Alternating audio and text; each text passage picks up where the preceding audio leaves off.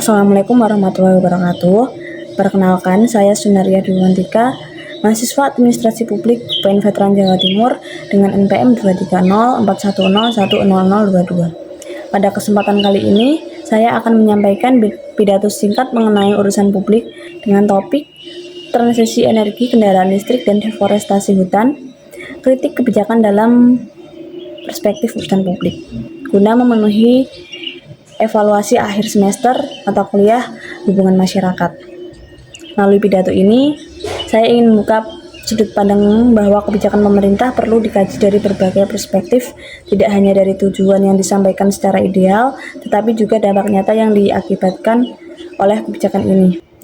Hadirin yang saya hormati, dalam beberapa tahun terakhir, kendaraan listrik ini dipromosikan sebagai solusi utama dalam menghadapi krisis iklim dan polusi udara. Pemerintah mendorong transisi energi sebagai bagian dari pembangunan berkelanjutan.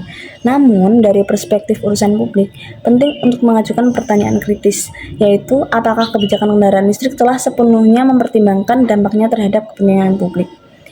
Transisi energi kendaraan listrik bukan sekedar persoalan teknologi, melainkan kebijakan publik yang melibatkan peran negara dalam pengelolaan sumber daya alam. Salah satu dampak yang perlu mendapat perhatian serius yaitu adalah deforestasi hutan akibat pertambangan mineral baterai, khususnya nikel. Pembukaan hutan untuk tambang dan kawasan industri telah menyebabkan kerusakan ekosistem, hilangnya keanekaragaman hayati, serta menurunnya fungsi hutan sebagai penyerap karbon. Ironisnya, hutan yang seharusnya menjadi bagian dari solusi perubahan iklim justru dikorbankan atas nama transisi energi. Hal ini menunjukkan bahwa adanya paradoks dalam kebijakan publik, di mana upaya untuk menuju energi bersih di satu sisi menimbulkan kerusakan lingkungan di sisi lainnya. Selain itu, proses produksi baterai kendaraan listrik di Indonesia masih sangat bergantung pada energi fosil, khususnya batu bara. Kondisi ini memperlihatkan bahwa meskipun kendaraan listrik tidak menghasilkan emisi saat digunakan, namun jejaknya telah muncul sejak tahap produksi. Tanpa pembenahan di hulu, transisi energi hanya berpotensi menjadi kebijakan yang tidak sepenuhnya berkelanjutan.